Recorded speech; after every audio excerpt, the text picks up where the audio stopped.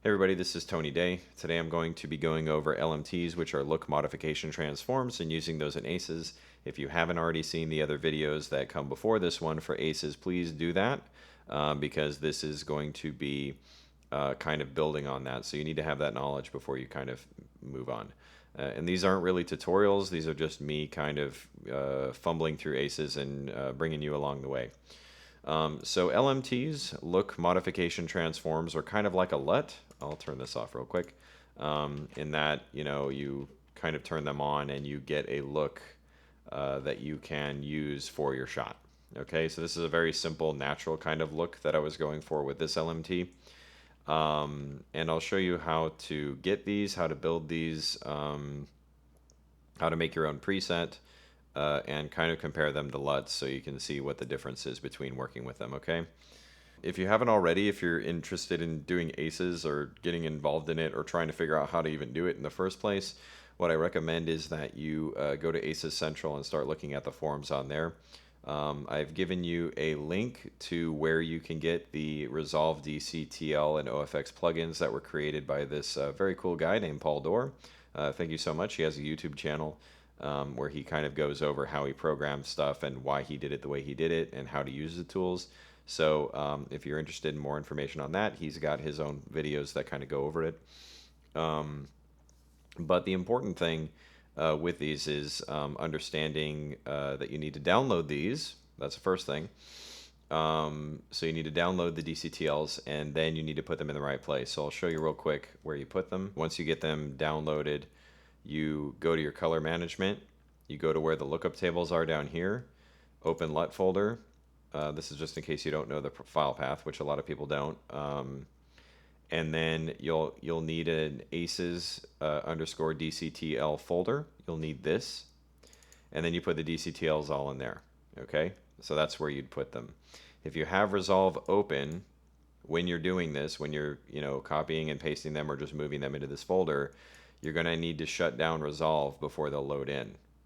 This thing, update list, doesn't really work, at least in my cases. It hasn't worked on either version of Resolve 16, okay? So, all right. We will apply the LMT. So you'll go over here to Open Effects, search for DCTL. You'll see this Resolve FX Color DCTL. Throw that into a node. And then from this DCTL list, you will choose whichever one you want. So I'm going to pick one that I created so that there's an obvious change so you see what it does. So there it is there. Okay. So you can see it does a look. This one is a little monochromatic. I was doing a test with lights and filters for this, specifically for skin. So the background just didn't matter for this. So it's kind of monochromatic in the background. It's more apparent what the transform is doing with that. But you can also see it over here. You can see the yellows change a bit. And the point of this one is to try to bring the yellows down as far as saturation goes. The overall saturation I brought down a bit. Contrast is brought up slightly. And yellows are pushed more toward red. Okay, I'll just show you a couple more. Disengage that one. Well, this one, I did want to do that to kind of make an adjustment. So here's, I was looking at this new tripod head that I've got for this one. It's a very nice tripod head, actually. I'm very happy with it.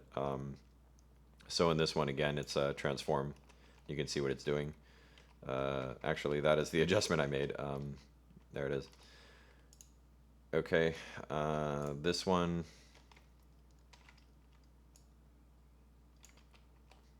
Okay, so you can see how it, the important thing for me is with saturation, with especially like blues, purples, stuff like that, with especially something like the pocket camera, which can oversaturate those colors, bringing it back down to reality. That's the whole point of this desaturated natural kind of lookup table that I made. And you can also see that the yellow, or not lookup table, but LMT that I made, and you can see how the yellows kind of get pushed down a bit as far as their saturation, so it doesn't look as saturated. Okay, we'll do, this is a different one. We'll choose this one. So you can kind of see how this one is transforming the footage. Okay. And this one will do this one.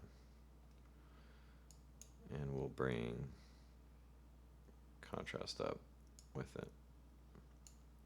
And we'll bring this down. Okay. So it looks more like I like it. Okay. So there's that. So you can see that with these LMTs, you can get looks, and they can operate similar to how a lookup table is working. Okay. Now, where they differ is like what you saw in that last one, right? In this one, I didn't like that there was no contrast, so I just pushed it up. That's what's so cool about these LMTs is that the settings, if you look over here, the settings are right there. You can see how your shot is being transformed.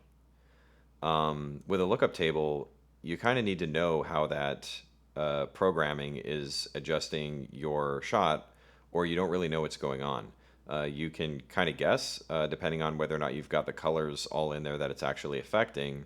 If you've got green, if you have a shot that doesn't have any greens in it and you're not sure how the greens are being affected, you might like the LUT for certain shots, but then you see the greens and you're like, oh, that looks like crap because my greens are getting destroyed.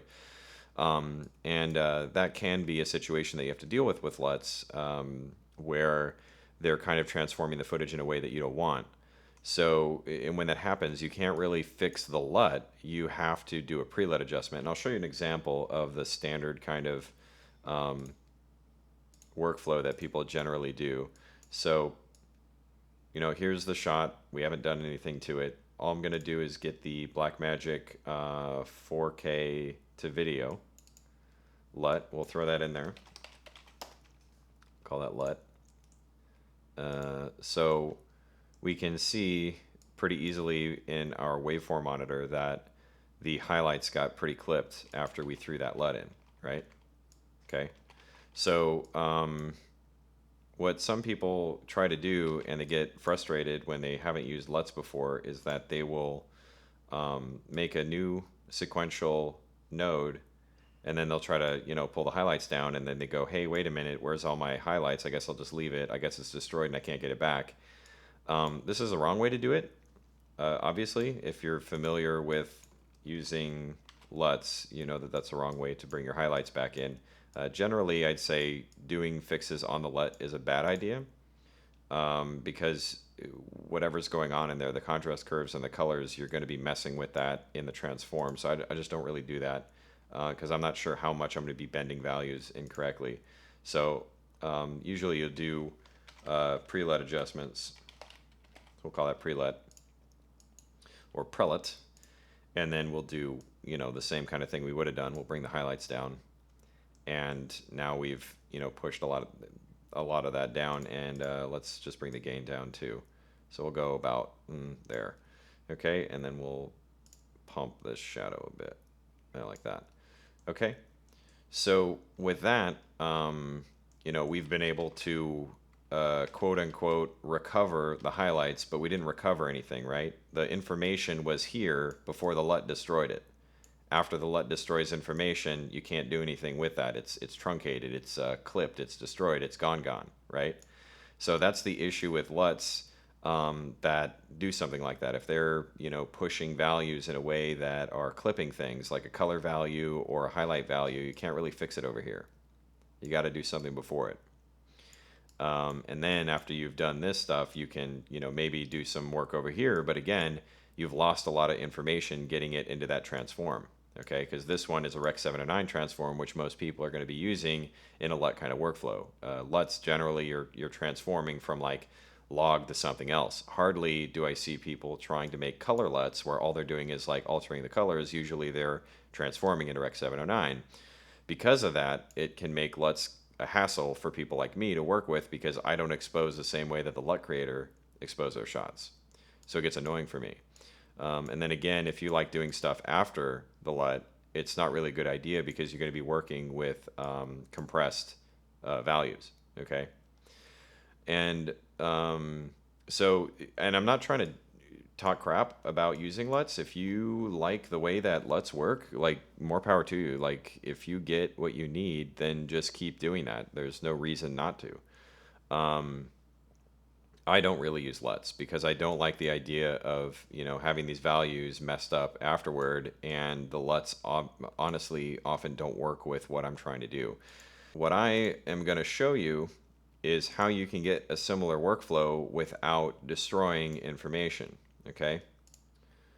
So I kind of just gave away the booty there, so we'll reset that. Okay, so here we've got the same shot, and you can see these values are up here, but let's push it even more. Let's actually go into, here's the DCTL, and I'll explain a little bit of this stuff later, but I'm just going to pull the exposure on it up by a lot. Okay, let's say it was doing this, and I couldn't see that. Okay, let's say that's happening. And I wanted to adjust that. Well, if you're used to the LUT workflow, you'd be like, okay, I've got to do something over here. But let's see what happens if I try to make a fix over here. Let's see if it's actually cutting off any of our highlights, or if that's just in our imagination. So here I'm going to go highlights, pull them down. Look, we've got stuff back. Let's do more. Let's bring the gain down. Look at that. All that information was still there, right? There it is. Look at that. Okay, so it doesn't, this LMT did not destroy our luma values.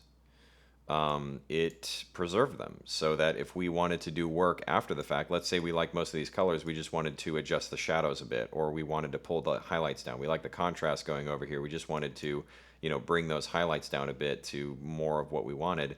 We can do that after the fact. Anytime you do stuff over here, you are going to affect how that contrast curve is going to be affecting things. And sometimes it's hard to get it how you want doing the pre-LUT, and sometimes it's easy. It just depends on the LUT and what it's doing. I found sometimes the LUTs can be really frustrating depending on how they were designed.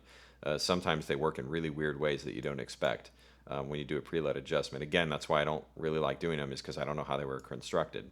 But with the LMT, the good thing about it is that it's not going to be destroying information like that. You can see that even when we, pulled that up where it should be completely blown out, the information was still there. Now, why is that the case? I'll show you.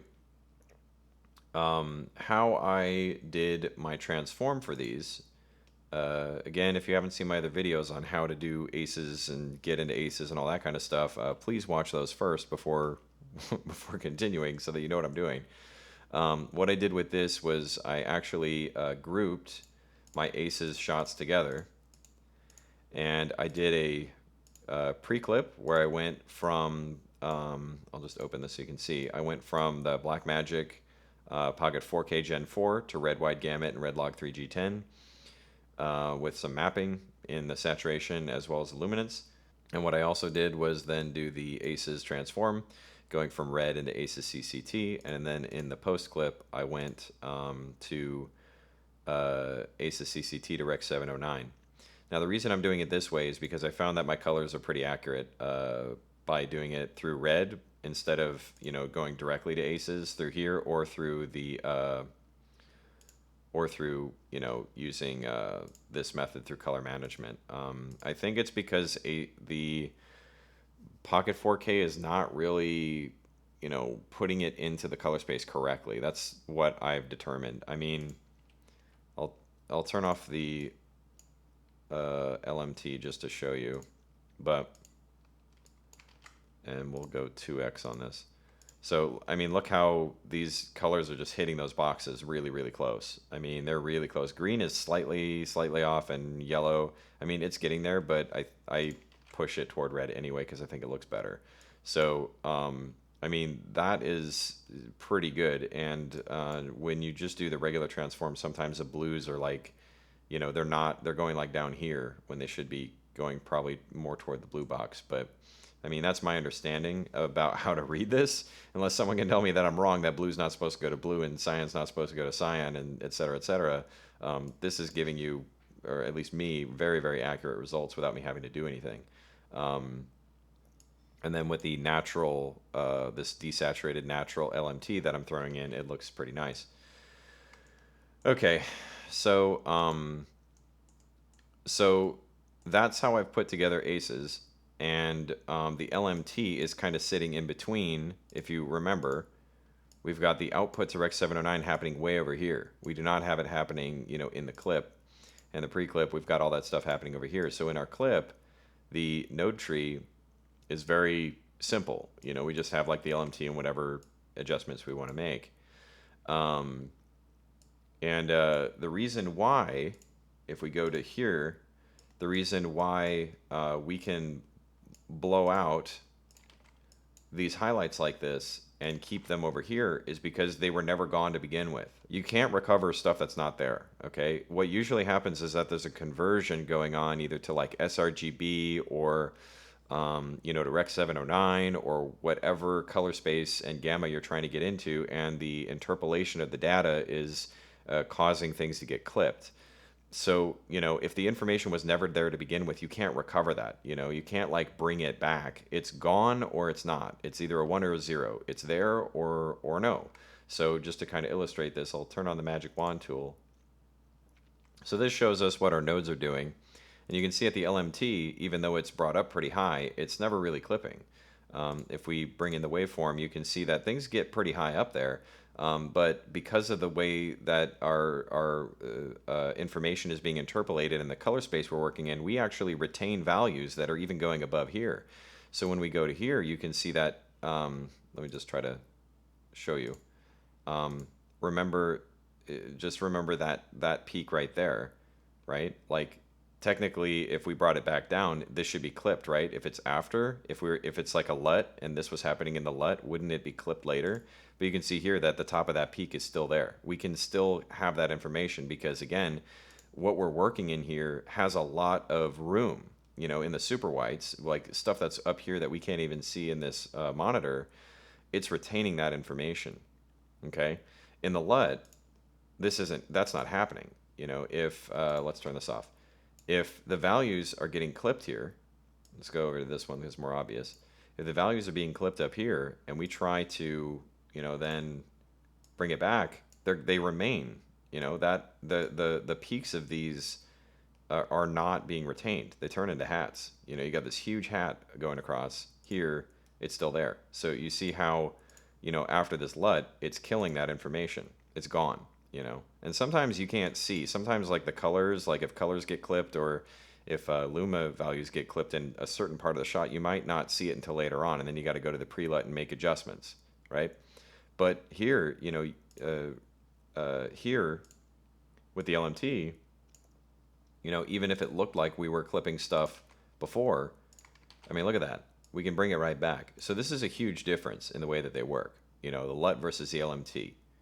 Okay, and I'm not saying that you couldn't create LUTs that worked similar to this in like, say you created a LUT that was made to specifically work in something like RE-log-C so that it didn't, say you're going from RE-log-C and doing a regular color space transform to Rec.709 at the very end, kind of like how we do an ACES transform. I'm not saying you couldn't make LUTs that go, here for either ACES or RE-log-C or red, wide gamut, log3G10 or anything like that. You could do that. But it is a difference between using like a Rec.709 conversion LUT, which most people are making, versus doing something like this with the LMT. So let me show you another thing that makes this different. Remember before I was talking about how in the LUT we can't really see what this is doing. Maybe if you understand coding and you can read the cube coding and all that kind of stuff, like you could actually know what this LUT's doing. Or you could like look down here and really kind of look at how it's transforming everything, but you can't get an at a glance real look at what's happening. Okay, the difference is that in the LMT you can. I can see everything that's going on in here, and we'll turn this off for now. But we can see here, like let's say I threw this LMT on and I was like, dude, what the heck is going on over here? And I go to exposure and I say, hey, wait a minute, why is it like that? I can just pull it down. Look at that. Like if I wanted to, I could pull it down even more. I could make it like pretty dark like this. I mean, look at that. You can't do this with a LUT. I mean, you could do it here, but again, you're competing. If you do it here, whatever curve is happening in here, you're going to be kind of adjusting that curve by doing that. I mean, you could do it that way if you want to. I'm not going to say you can't or that it's wrong. I just don't do that because from my understanding, that's not really a good way to go about doing it. It's usually better to do it over here and not right on the LUT itself. So here in the LMT, you can see exactly what's going on. If, you know, let's bring this back. If, let's say the contrast, we'll go back to here. Let's say the contrast was too heavy, we can just go boop, you know, bring that back if we wanted to. And again, I guess you could kind of do that with the LUT here, you know. Here you could, you know, bring this back, but I'm not sure what additional contrast is being done in here that I am now kind of pulling. And I'm not sure where its pivot was. I'm not sure what it was or anything like that. And depending on what information you got, I'm not sure if it's going to, you know, be helpful or not for you to do it this way. I mean, what I'm saying is I guess you could do it on this LUT, but it just doesn't work in the same way as in the LMT. In the LMT, you're changing the actual main way that the transform is being done. Whereas in the LUT, you're kind of like trying to counterbalance what's happening with the LUT. You could actually make a whole new preset. If you did a bunch of stuff in here, you know, you do all this, you know, I wouldn't just play around with it like that. You know, let's say you did something and you're like, okay, I want this P looking shot here. What you can do, let's see here, what you can do, you can actually, you know, copy and paste the LMT, and on that new one you call it whatever you want. Let's call it you know, day PFE new thing, and then in that you can essentially open up the programming, and then you can change these parameters which all match what's in here. Okay, so just to kind of go through here, you know, in here you got exposure, scale color, which is kind of like color boost, slope, slope RGB, offset, offset RGB, power, power RGB, saturation, contrast, pivoting the contrast, hue. You have 4 different hue sets in here that you can rotate and change the range of, and you also have 2 colors that you can saturate or desaturate. And then you've also got some grain in here, which actually is a much better grain thing, in my opinion, than the Resolve one, simply because it's faster. You can get the look that you want, and you can actually animate the grain so you can see like what it looks like in the shot without having to play it and slow down your system to see it. What's really cool about this is like this is way faster, not only in the render but also to play it, to see it. The grain is much better and much more computer friendly, at least in my experience. So anyway, with all these options, you can basically make the look that you're going for. This one's the what did I pick here? Yeah, this one's the copper look. And you know, if I wanted to save out this preset, again, you like copy paste, and then you'd copy the settings all in here. You know, you can see whatever these define UI parameters. You got exposure, scale color, slope global, slope RGB, like all of this is in here. So you just basically punch in the data, you save this, and then you'll have it when you reload Resolve, you'll see it in there. I'll note that if you already have one in here and you change the script of this thing, if you like, you know, get rid of it and come back, it will change it to whatever you changed. I'll just show you what I mean right now instead of just telling you. Where was it? ACES DCTL. So I'll go to the copper one. We have it loaded right now. The contrast is set to 1, so I'll go in here and change the contrast to 1.5, and I'll hit Control S to save it.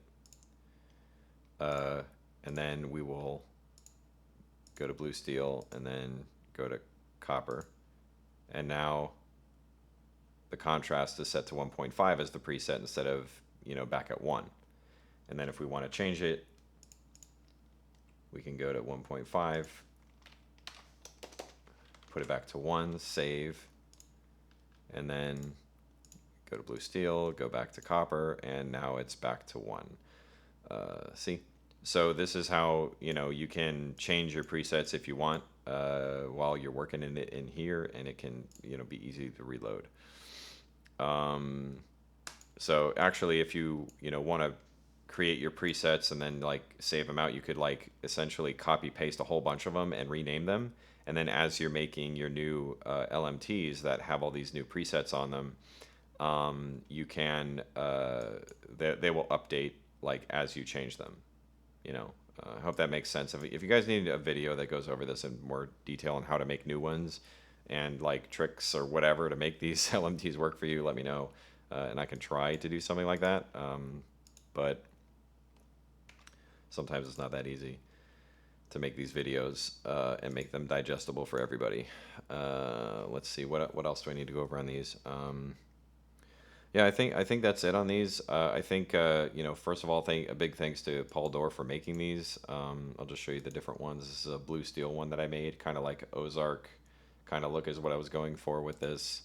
Copper, which is kind of like, you know, when I do black and white photographs, I usually have a copper tone put to it, so it's made to kind of look like that. I'll probably end up pulling contrast up on that, you know, like something more like this. The desaturated natural is what I use for most things because this gets me in the kind of space that I like working in. And then I have one called solid gold, which is made to kind of have a yellowish, goldish look. It's kind of more obvious on something like this, I guess. Like that. And then there's the copper one looks like this, and then desaturated natural.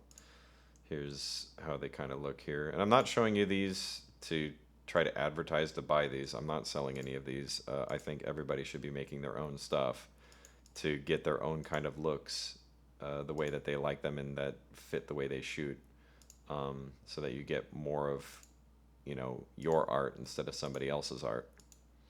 But yeah, I mean, this is how